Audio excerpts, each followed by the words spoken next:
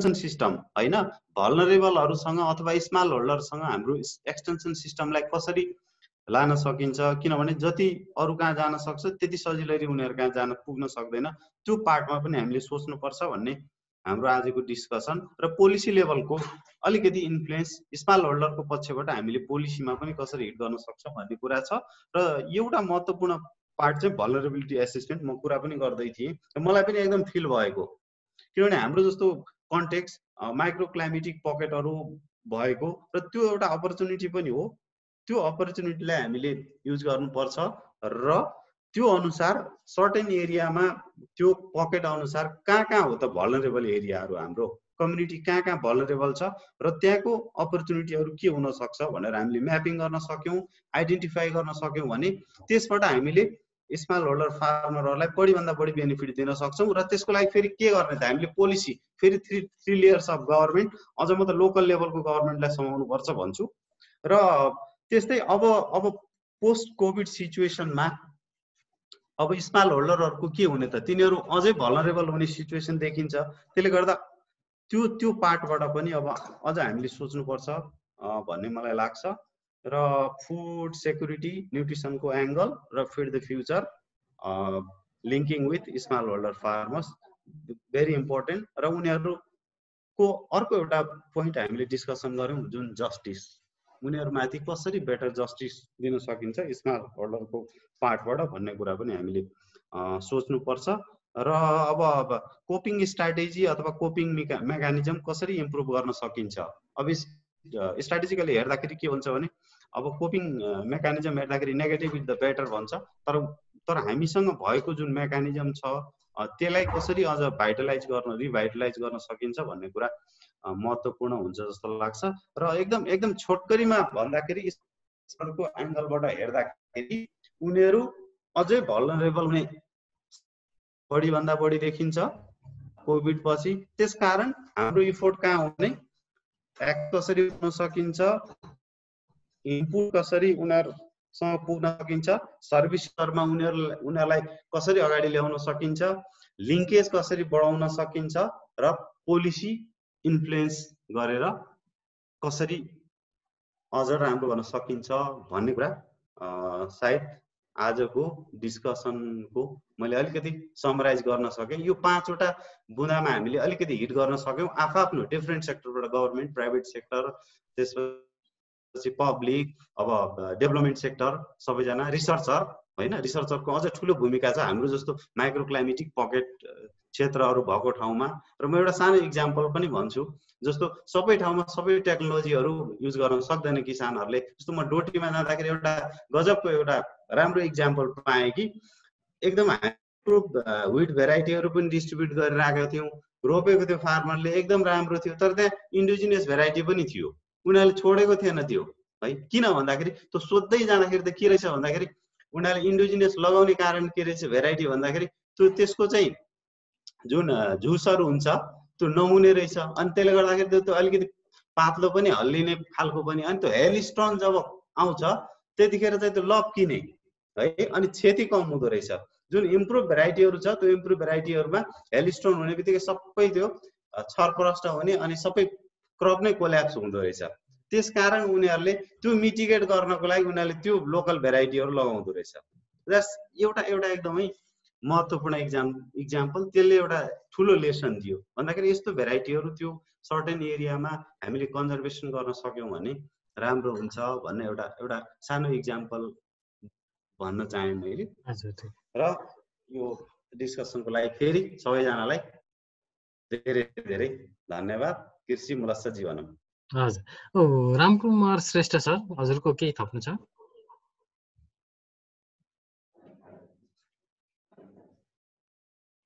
Unmute गरिदिनुस् न हजुरको unmute गरिदिनुस् न ल सुन्दैछ अहिले चाहिँ भर्खर म चाहिँ श्रोताको रूपमा मात्रै रहेँ अब यो बीचमा चाहिँ मेरो नेट इन्टरप्सन भएकोले गर्दाखेरि अलिकति ब्रेक भयो तर इन्फर्मेसनहरू एकदमै राम्रो छ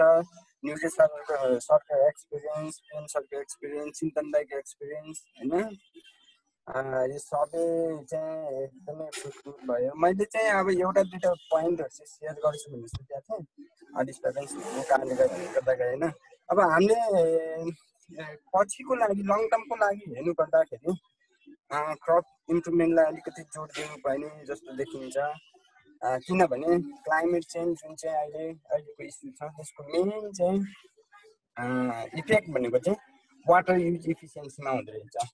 त्यो भने के हुँदो रहेछ भने ट्रान्सपिरेसन र फोटोसिन्थेसिसको जुन रेसियो छ त्यसमा चाहिँ एफेक्ट गर्ने। यो चाहिँ अब क्लाइमेट चेन्जको कारणले गर्दाखेरि ट्रान्सपिरेसनको रेट चाहिँ बढ्दै जाने, फोटोसिन्थेसिसको रेट चाहिँ कम हुँदै जाने। त्यसले गर्दाखेरि हामीले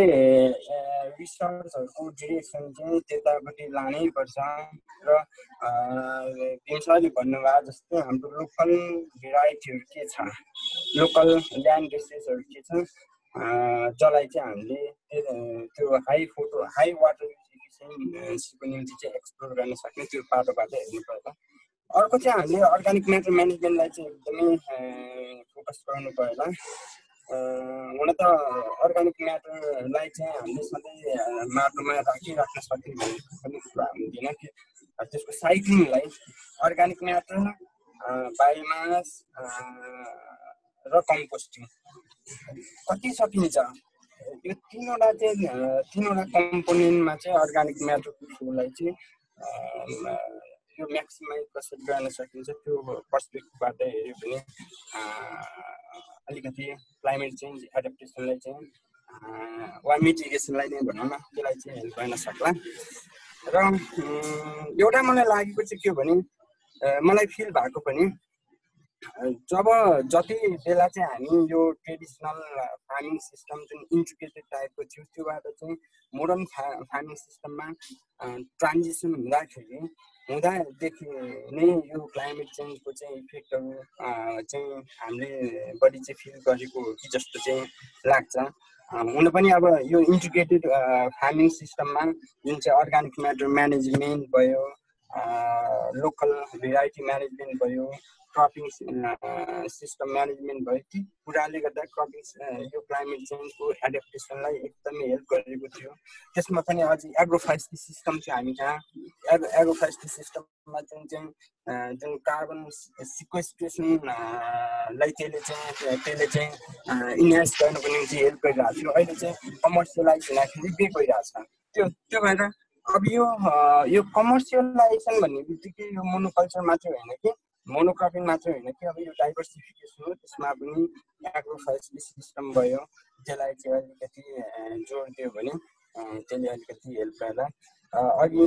दीपक सरले भन्नुभएको जस्तै, भीम सरले भन्नुभएको जस्तै अब यो लोकल लेभलमा फार्मरहरूलाई अब कसरी यसको क्लाइमेट चेन्जको रिस्कबाट चाहिँ हामीले प्रोटेक्ट गर्ने भन्ने पोलिसीहरूमा विशेष ध्यान दिनुपर्छ। किनभने सबैभन्दा भल्नरेबल पनि तिनीहरू र लोकल फार्मर भन्ने बित्तिकै अब उनीहरूमा चाहिँ इन्टिग्रेटेड क्रपिङ सिस्टम एप्रोचेस छ क्या। त्यो भएर त्यो अपर्च्युनिटी पनि हो। त्यस भएर त्यसलाई चाहिँ त्यही तरिकाबाट पोलिसीहरू लोकल लेभलमा चाहिँ बनायो भने केही न केही कन्ट्रिब्युसन चाहिँ हुन्छ भन्ने लाग्छ। सर मेरो यति नै हो। हस् त धन्यवाद सर। हस् त धेरै धन्यवाद। शङ्कर सर केही छ हजुरको? शङ्कर सर हजुरको पर्सपेक्टिभ सुन्नलाई अघि धेरै पर्खनु भएको थियो। हेलो नमस्कार है गोविन्दजी। ल नमस्कार। ल म थोरै 2-3 मिनट जस्तो म पनि यसो क्लाइमेट चेन्जको बारेमा 2-4 कुरा भन्छु है। मेरो चाहिँ अब यो स्पेसिफिक नेपालको कन्टेक्स्टमा एडप्टेसनको बारेमा त्यति धेरै ज्ञान छैन मलाई। अब climate change it's a real thing हैन, तर क्लाइमेट चेन्जलाई चाहिँ धेरै नै पोलिटिकल भएको छ। यो ग्लोबल कम्युनिकेसन तपाईले हेर्नुभयो भने मैले के भन्छु भने यो जस्तो कि 10 वर्ष अगाडि हामीले क्लाइमेट चेन्ज भन्ने शब्द खासै धेरै सुन्थेनौँ। हामीले त्यति बेला ग्लोबल वार्मिङ बढी सुन्थ्यौँ। अनि यो 2010-8-9 सालतिरबाट चाहिँ यो ग्लोबल वार्मिङको कन्टेक्स्ट चेन्ज भएर क्लाइमेट चेन्ज भनेर चाहिँ अहिले आछ है। यहाँनिर बुझ्नुपर्ने कुरा के छ भने अब अहिले न्यारेटिभ के छ भने global warming is climate change भन्ने चाहिँ एउटा पोलिटिकल न्यारेटिभ छ। त्यसलाई चाहिँ हामीले राम्ररी बुझ्न जरुरी छ। खास भनेको ग्लोबल वार्मिङ भने एक थरी कुरा हो भने climate change is more than global warming. Climate change is a lot of things including global change global warming होइन। ग्लोबल वार्मिङ चाहिँ one part of climate change भनेर बुझ्न जरुरी छ। तर global warming is very important होइन, त्यो एउटा इम्पोर्टेन्ट एस्पेक्ट हो। र यो ग्लोबल वार्मिङ चाहिँ एकदम कन्ट्रोभर्सियल छ। यो किन कन्ट्रोभर्सियल छ भन्दाखेरि अब ग्रिन हाउस ग्यास अब त्यो कार्बन चाहिँ अब यो फोसिल फ्युल यताउता बन्द गर्दाखेरि कार्बन डाइअक्साइड माथि जान्छ। कार्बन डाइअक्साइड एटमोस्फियरमा भयो भने ग्रिन हाउस इफेक्ट हुन्छ, त्यसले गर्दाखेरि टेम्परेचर राइज हुन्छ भन्ने कुरा चाहिँ त्यो फिजिक्स हो, त्यो चाहिँ द्याट्स ट्रुथ। तर चाहिँ यसमा चाहिँ खासै विवाद छैन। जबकि विवाद केमा छ भने तपाईको ग्लोबल वार्मिङ भएर जस्तो भनौँ न अहिले अब 1 डिग्री 2 डिग्री अब विगत अब यो शताब्दीमा चाहिँ 1 डिग्री अथवा 2 डिग्री टेम्परेचर बढ्ने सम्भावना छ। त्यो भन्दा बढी बढ्यो भने अथवा त्यति बढ्यो भने चाहिँ ठुलै चाहिँ नराम्रो चाहिँ प्रकृति प्रकोपहरू पर्न सक्छ भन्ने एउटा जुन अवधारणा छ त्यो चाहिँ एकदम ठुलो क्वेसनेबल छ। खास भन्यो भने त्यसमा चाहिँ अब हो टेम्परेचर राइज हुन्छ तर त्यसको चाहिँ क्याटास्ट्रोफिक इफेक्ट छ कि छैन भन्ने कुरामा चाहिँ खासै साइन्टिफिक कन्सेन्सस छैन मैले बुझे अनुसार। तर पनि अब यसो तपाईहरु हामीले मिडियामा जता पनि हेर्यो भने चाहिँ मान्छेले के बुझ्छन् भन्दाखेरि त्यसमा पनि कन्सेन्सस छ भन्ने बुझिन्छ। त्यो चाहिँ हामीले खास गरी बुझ्नु जरुरी छ। अब नेपालको कन्टेक्स्टमा हामीले चाहिँ हैन जस्तो अब नेपालको कुनै पनि पोलिसी फ्रेमवर्क गर्दाखेरि तपाईको चाहिँ इन्टरनेशनल क्लाइमेट न्यारेटिभ के छ त्यसको आधारमा पोलिसी फ्रेम गर्ने चलन छ हैन। अब त्यो हामी नेपालीहरूले हाम्रो देशको पोलिसीहरू बनाउँदाखेरि जस्तो क्लाइमेट एडाप्टेसनको पोलिसीहरू बनाउँदाखेरि we have to be very specific about what we want to achieve हैन। त्यसमा चाहिँ खासै इन्टरनेशनल डिबेटलाई बढी ल्याएर हाम्रो देशको भनौं न हाम्रो जुन एउटा हुन्छ नि इकोनोमिक इम्प्रुभमेन्ट गर्ने पोसिबिलिटिजहरूलाई चाहिँ तपाईको त्यो पोलिसी इम्प्लिमेन्टेसन जस्तो इन्टरनेशनल क्लाइमेट फ्रेमवर्कले को पोलिसीबाट हाम्रो डेभलपमेन्टमा चाहिँ कमी आयो भने चाहिँ त्यसलाई चाहिँ हामीले एकदम गहन तरिकाले हेर्न सक्नुपर्छ। जस्तो कि अब अहिले हामीले ग्रीन एनर्जी भन्ने चलन छ, तपाई फोसिल फ्युल युज नगर्ने, कोल युज नगर्ने, यस्तो यस्तो के युज नगर्ने। अब हामी चाहिँ बायोफ्युल अथवा चाहिँ सोलर अथवा विन्डमा जाने भन्ने छ। यो यसमा हामी नेपालीले एकदम राम्ररी सोच्नुपर्छ किनभने यो सोलर इनर्जी विन्ड इनर्जी भनेको एकदमै लो डेन्सिटी इनर्जी हो। यो लो डेन्सिटी इनर्जी भने के हो भने यसबाट आएको इनर्जी हामीलाई सफिसिएन्ट हुने सम्भावना एकदम कम छ। अहिले हाम्रो लक्ष्य हामी चाहिँ इन्डस्ट्रियलाइज हुने, अब हामी कमर्सियल एग्रिकल्चर गर्ने, हाम्रो चाहिँ कृषि उत्पादन बढाउने भन्ने हाम्रो चाहिँ एउटा जुन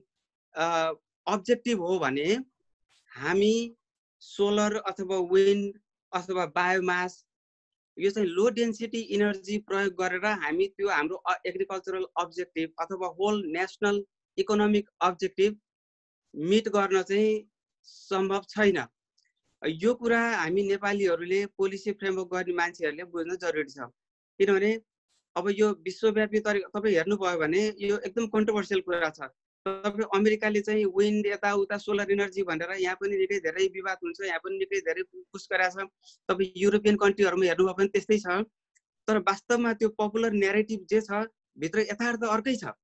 तपाईँ चाहिँ फ्रान्समा हेर्नुभयो भने अझै पनि 70% उनीहरुको चाहिँ इनर्जी न्युक्लियर इनर्जीबाट प्रोड्युस गर्छन्। जस्तो जर्मनी तपाईहरु हेर्नुभयो भने जर्मनीमा अहिले चाहिँ विन्ड र सोलरमा एकदम धेरै पुस गरेको छ। तर विन्ड र सोलर चाहिँ यति धेरै चाहिँ ल्यान्ड युज भएको छ कि तपाईँ किनभने लो डेन्सिटी भएपछि you need more land to do solar farms and wind farms and all this kind of things. त्यसले गर्दाखेरि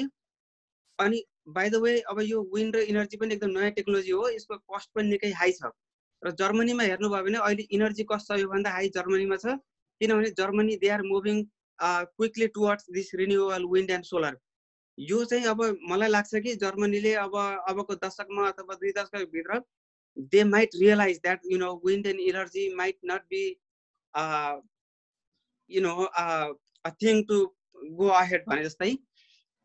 अब यो पोलिटिकल डाइनामिकहरु अब बिस्तारै प्ले हुँदैछ। हैन। अब हामी गरिब देशको मान्छेहरूलाई चाहिँ मलाई कस्तो लाग्छ भने यो लो डेन्सिटी इनर्जीमा पुश गरेर हाम्रो डेभलपमेन्टलाई चाहिँ सेटब्याक भयो जस्तो लाग्छ मलाई। त्यही भएर हामीले चाहिँ यो क्लाइमेटमा हाम्रो एडप्टेसन भने इम्पोर्टेन्ट कुरा हो। हाम्रो ल्यान्ड युज प्र्याक्टिसेसहरूमा हामीले इम्प्रुभमेन्ट गर्न जरुरी छ। अब हाम्रो खास गरी अब हिल्ली रिजनहरू छ, सोइल इरोजन हुन्छ, मिनिमम टिलेजहरू प्र्याक्टिसहरू छ, यस्तो कुराहरू गर्न जरुरी छ। तर जब क्लाइमेट चेन्ज भनेर एउटा चाहिँ इन्टरनेसनल नेरेटिभ हामी ल्याइन्छ, त्यो नेरेटिभको पछि लागेर हाम्रो किसानहरूको चाहिँ डे टु डे हुन्छ नि एउटा गरी खाने एउटा भाँडो जुन छ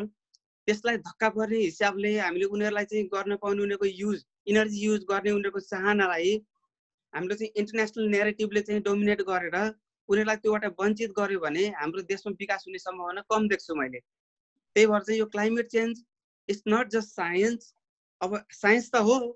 तर यो साइन्स चाहिँ एकदम पोलिटिकली एकदमै डोमिनेटेड फिल्ड हो। यो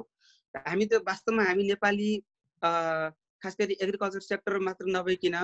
हाम्रो चाहिँ अब इन्भाइरोमेन्टल अरू सबै जति पनि छ हाम्रो पोलिसी प्लानिङ कमिसनको मान्छेहरू सबैले मिलेर यो वास्तवमा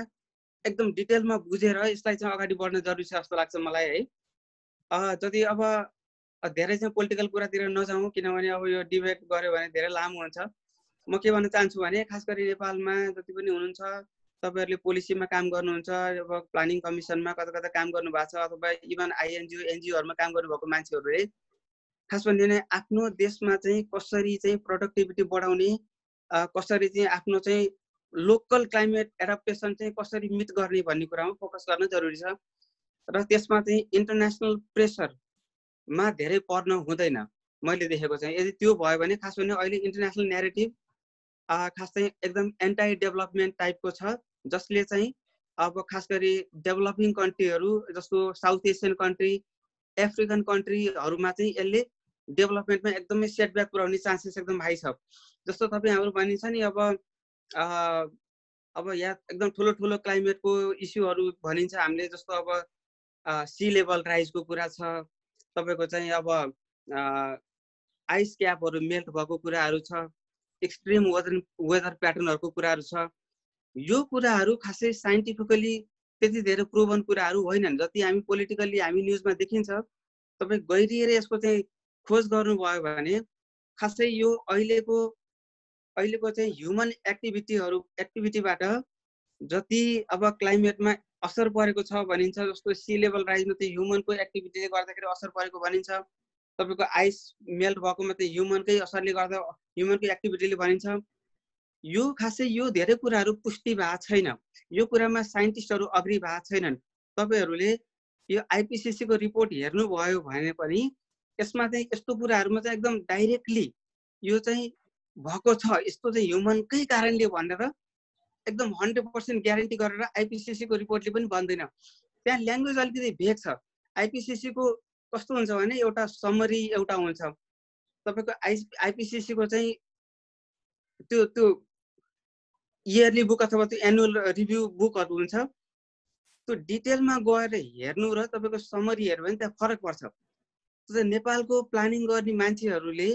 त्यो समरी मात्र नहेरिकन तपाईहरु चाहिँ डिटेलमा रिपोर्ट हेरेर आफ्नो देशलाई चाहिँ के फाइदा हुन्छ भन्ने कुराहरू जान्न जरुरी छ जस्तो लाग्छ मलाई है। ठीक छ। त्यही भएर अब धेरै कुरा नभनौँ, अब यही हो मैले भन्न खोजेको के भने अब climate adaptation is very important. Nepal needs to take action. हजुर, ग्लोबल न्यारेटिभलाई चाहिँ एकदम स्केप्टिकल भएर हेर्नुपर्छ र चाहिँ आफ्नो कन्ट्रीको इन्ट्रेस्ट के हो, त्यो कन्ट्रीको स्टेक होल्डर अब प्लानिङको मान्छे, गभर्मेन्टको मान्छे अथवा कमर्सियल बिजनेसको मान्छेहरूले चाहिँ एनालिसिस गर्न सक्नुपर्छ। सर्टन लोकल इफेक्टहरू छ भने त्यसलाई फोकस गर्ने, त्यसलाई कसरी मिटिगेट गर्ने भन्ने स्ट्राटेजीहरू डेभलप गर्न जरुरी छ। तर चाहिँ यो ग्लोबल प्रेसरबाट आएर इनर्जी युजको कन्डिसनमा अथवा चाहिँ एउटा कमर्सियलाइज अथवा एउटा इकोनोमिक इम्प्रुभमेन्टको कुराहरूमा चाहिँ एउटा अडान लिन जरुरी छ र चाहिँ आफ्नो डेभलपमेन्ट प्रोस्पेक्टलाई चाहिँ खास भन्ने भने अब डेभलपमेन्टमा चाहिँ त्यो रोकावट गर्न हुँदैन। मैले देखेको चाहिँ खासै नेपालले अब एउटा इनर्जी युज गरेर जुन डेभलपमेन्टमा चाहिँ अगाडि बढ्न चाहन्छ त्यसले चाहिँ खासै चाहिँ भनौँ न क्लाइमेट एज अ होलमा चाहिँ मैले त्यति धेरै असर गरेको मैले खासै देख्दैन र चाहिँ हामी जति ह्युमन एक्टिभिटीले गर्दाखेरि क्लाइमेटमा चाहिँ एकदम ठुलो असर परेको छ भन्ने छ त्यो क्वान्टिफाई चाहिँ भएको रिसर्चहरू अहिलेसम्म चाहिँ खासै छैन त्यो चाहिँ अलिकति भेगली चाहिँ हो ह्युमनको एक्टिभिटीले अब क्लाइमेटमा असर गर्छ भने चाहिँ त्यो लजिकल कुरा हो तर चाहिँ कस्तो असर गर्छ भन्ने कुरा चाहिँ खासै पिन पोइन्ट गरेर भन्न सकेको रिसर्चहरू खासै छैन कि मैले देखेको चाहिँ होइन अब ह्युमनको एक्टिभिटीले होइन तपाईँ भन्नुहोस् कुनै जमानामा ह्युमनले डिफोरेस्टेसन गरेर चाहिँ निकै ठुलो क्लाइमेटमा असर गराएको थियो भने अब अहिलेको कन्टेक्स्टमा चाहिँ रिफोरेस्टेसन गरेर चाहिँ क्लाइमेटलाई रिभाइभ गरे पनि छ भनेपछि ह्युमनको एक्सन चाहिँ अलवेज नेगेटिभ हुन्छ भनेर जुन एउटा पपुलर नेरेटिभ छ पोलिटिकल क्लाइमेट त्यो उमा त्यो 100% सही हो जस्तो मलाई लाग्दैन किनभने ह्युमन्स क्यान इम्प्रुभ क्लाइमेट ह्युमन्सको एक्टिभिटीले क्लाइमेटलाई नकारात्मक असर मात्रै पार्ने होइन कि ह्युमनहरूले चाहिँ क्लाइमेटलाई चाहिँ पोजिटिभ रूपले अगाडि अथवा चाहिँ त्यसलाई चाहिँ भनौँ न इभन कार्बनलाई चाहिँ कन्ट्रोल गर्ने तरिकाहरू पनि खोज्न सक्छन् र त्यो प्रयासहरू पनि भइरहेछ तपाईँको पोल्युसन कन्ट्रोल गर्ने कुराहरू पनि भइरहेछ जस्तो हेर्नुभयो भने डेभलप्ड कन्ट्रीहरूमा चाहिँ खासै भन्यो भने पोल्युसनको इस्यु खासै छैन पोल्युसन चाहिँ हिस्टोरिकल ट्रेन्डमा हेऱ्यो भने there is very less pollution in the developed countries तपाईँ हेर्नुभयो भने अहिले पोल्युसन भनेको चाइना इन्डिया जुन चाहिँ एकदमै ग्रोइङ अब इन्डस्ट्रियली ग्रोइङ कन्ट्रीहरू हुन् त्यहाँ चाहिँ पोल्युसन एकदम हाई छ तिनीहरूको पोल्युसनले गर्दाखेरि इन्भाइरोमेन्टलाई एकदम नराम्रो असर परेको छ तर चाहिँ डेभलप्ड कन्ट्रीहरू जस्तो Germany European country America Canada हेऱ्यो भने पोल्युसन एज अ होल हुन्छ नि एउटा वातावरणको प्रदूषणलाई हेऱ्यो भने चाहिँ यो हिस्टोरिकल ट्रेन्ड हेऱ्यो भने चाहिँ तपाईँको चाहिँ यसमा चाहिँ वर्स्ट कन्डिसन भएको छैन यो इम्प्रुभ भएको छ पोल्युसन यति हो कार्बन डाइअक्साइड चाहिँ एटमोस्फियरमा चाहिँ बढेको छ र चाहिँ त्यो कार्बन डाइअक्साइड इन इट सेल्फलाई चाहिँ पोल्युटेन्ट हो भनेर भन्नु पनि गाह्रो छ किनभने इट्स भेरी क्वेसनेबल किनभने कार्बन भने पोइजन होइन कार्बन डाइअक्साइड ग्यास भनेको खासै पोइजन होइन यो चाहिँ एउटा एटमोस्फियरिक ग्यास हो र त्यसको एउटा नकारात्मक असर भनेको चाहिँ टेम्परेचर राइज हुन्छ ग्रिन हाउस इफेक्टले गर्दाखेरि एउटा चाहिँ अर्थ चाहिँ वार्म हुन्छ भन्ने एउटा त्यति मात्रै डर हो कार्बनको त्योभन्दा खासै धेरै चाहिँ कार्बनको नेगेटिभ इम्प्याक्ट छैन र चाहिँ हामीले अब नेपालबाट चाहिँ अब पोलिसी फ्रेमवर्क गर्ने मान्छेहरूले चाहिँ विदेशीको इन्फ्लुएन्समा नपरेर आफ्नो देशको इन्ट्रेस्ट हेरेर पोलिसी फ्रेम बनाएर चाहिँ आफ्नो डेभलपमेन्ट अब त आफ्नो इनर्जी युज चाहिँ कसरी चाहिँ गर्ने जब भन्नुहोस् न तपाईँ चाहिँ जुन देशले धेरै इनर्जी युज गर्न सक्छ त्यो देश चाहिँ गरिबीबाट माथि उठाएको छ जो देशमा चाहिँ इनर्जी युज एकदम लो छ त्यो देशहरू गरिब छ र त्यही भएर चाहिँ हाम्रो देशले चाहिँ आफ्नो गरिबीबाट चाहिँ माथि उठ्नको लागि चाहिँ इनर्जीलाई चाहिँ हामी बढी युज गर्न सक्नुपर्छ इनर्जी युज गर्यो भने हामी क्लाइमेटलाई एडप्ट गर्न सक्छौँ किनभने जस्तो एक्सट्रिम वेदर कन्डिसनलाई चाहिँ तपाईँको चाहिँ झेल्नलाई चाहिँ सबैभन्दा ठुलो इम्पोर्टेन्ट भनेको इनर्जी हो किनभने अमेरिकामा चाहिँ जाडोमा गर्मीमा जाडोमा चाहिँ हिटिङ छ यहाँ घरमा गर्मीमा चाहिँ पनि चाहिँ एसीको छ तपाईँ चाहिँ नेपालमा पनि त्यस्तै चाहिँ एकदम ऱ्यापिडली इनर्जी युज गर्न सक्यो भने हाम्रो चाहिँ मान्छेले चाहिँ लो इनर्जीमा चाहिँ घरहरू हिटिङ कुलिङ गरेर आफूलाई चाहिँ एडप्ट गरेर बस्न सक्छन् खेतीपातीमा पनि त्यही लजिक लाउन सकिन्छ त्यही भएर हो त्यो कुराहरू चाहिँ विचार गर्नुपर्छ जस्तो लाग्छ मलाई है यही भन्दै हुन्छ हुन्छ एकदम पहिला ग्लोबल वार्मिङदेखि अहिलेसम्मको एक्सप्लेन गरिदिनु भयो धेरै धन्यवाद शङ्करजीलाई हुन्छ अब यसपछि राम सर हुनुहुन्छ ल हुन्छ अब हजुरले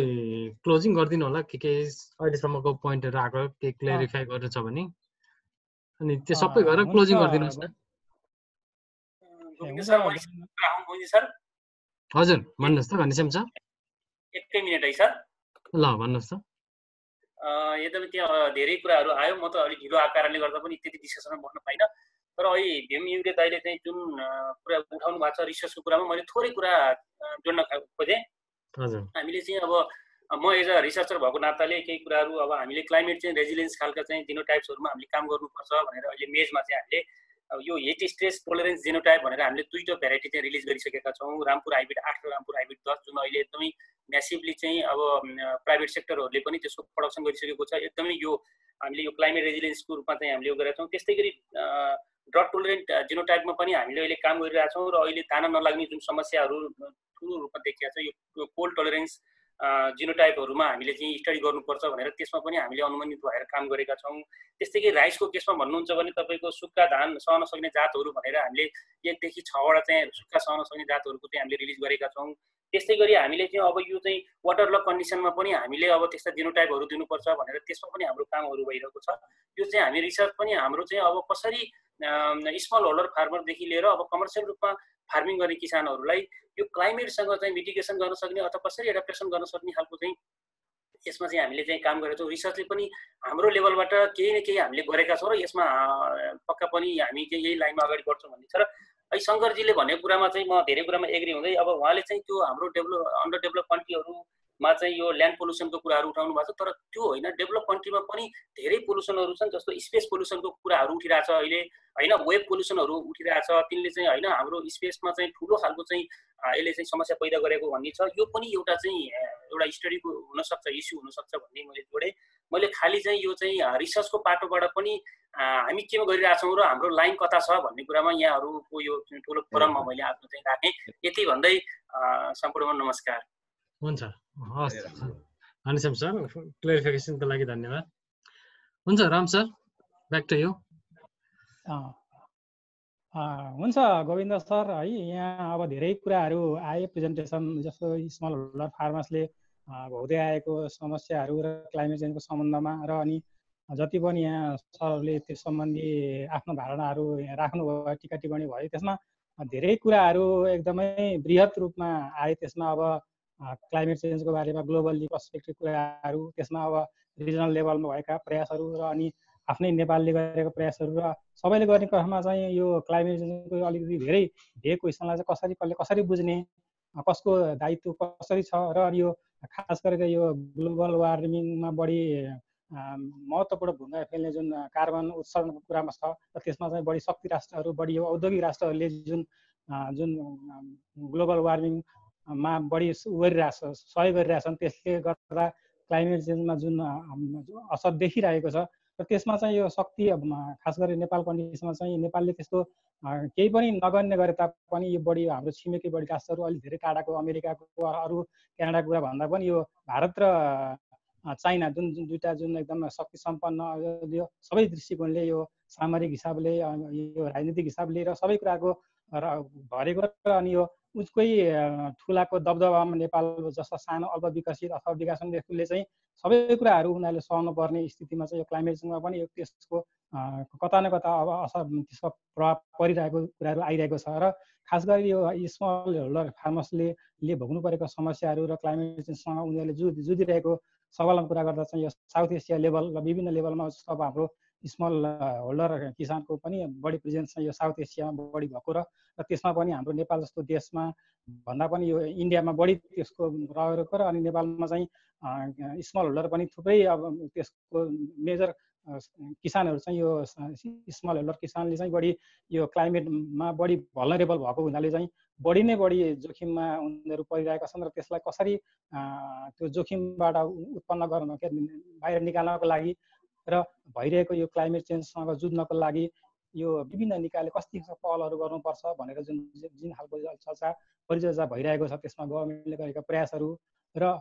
नेपाल जस्तो देशहरूले चाहिँ शक्ति सम्पन्न अथवा ठुला राष्ट्रमा क्लाइमेट चेन्जलाई अब कम गर्नको लागि, त्यसको असरलाई न्यूनीकरण गर्नलाई गर्ने एउटा अनुरोध बाहेक अरू केही नभएको अवस्थामा जुन जति पनि सरहरूलाई कुरा गर्नुभयो, चिन्तन सरले कुरा गर्नुभयो, शङ्कर सरको एकदम ग्लोबल एस्पेक्टको रूपमा धेरै कुराहरू, इनर्जीको कुराहरू आए, र अनि अघि भीम सरले पनि एकदमै यो के अरे स्थानीय स्तरमा अथवा साना किसान फ्रेन्डली टेक्नोलोजीहरूमा लिङ्केजका कुराहरू, यो कसरी गर्नुपर्छ, र अनि इन्स्टिट्युसनलाइजेसनको कुराहरू र भल्नरेबिलिटी ऱ्याङ्किङहरू कसरी गर्दा राम्रो हुन्छ। यो साना किसानलाई भल्नरेबिलिटी ऱ्याङ्किङ नगरिकन गर्दाखेरि चाहिँ उनीहरूले त्यहाँ भनौँ न त्यहाँ उनीहरूले पाउने जुन लाभहरू छन् त्यो चाहिँ गर्न सक्दैन भन्ने कुराहरू आए। धेरै कुराहरू यो आउँदा पनि अलिकति टपिक बढी केन्द्रित चाहिँ हाम्रोमा यो स्मल होल्डर एजुकेसन, के अरे स्मल होल्डर फार्मर्सलाई परेको प्रभावलाई ले चाहिँ कसरी उनीहरूले अनुकूलन गरेका छन् भन्ने टपिकमा भन्दा पनि यो एकदमै भेग रूपमा ग्लोबल्ली नै यसलाई टपिकमा धेरै कुराहरू भेगवटा एङ्गलबाट जुन बहस गरियो, त्यो चाहिँ यो हाम्रो अहिलेको डिस्कसनभन्दा अलिक बढी नै अलिकति यो हाम्रो यो जुन दायराभन्दा बढी नै बढी भयो कि भन्ने पनि मलाई मेरो आफ्नो त्यो लागेको छ। र खास टपिक त्यो अब एकदमै जल्दो बल्दो इस्यु आएको र त्यसमा चाहिँ सबै साथीहरूले आफ्नो एक्सपर्टिजहरू अब राख्ने, टिका टिप्पणी गर्ने र त्यसलाई सकारात्मक रूपमा लिने कुराहरूमा हामीले जायजै लिन सकिन्छ। र आजको यो एकदमै डिस्कसन एकदमै लाइभ, सोचेभन्दा बढी राम्रो सक्सेसफुल र धेरै समय लिएको, सायद यो टपिकै त्यस्तो भएर होला सायद यो धेरै अब सबै साथीहरू अब हामी कृषिकै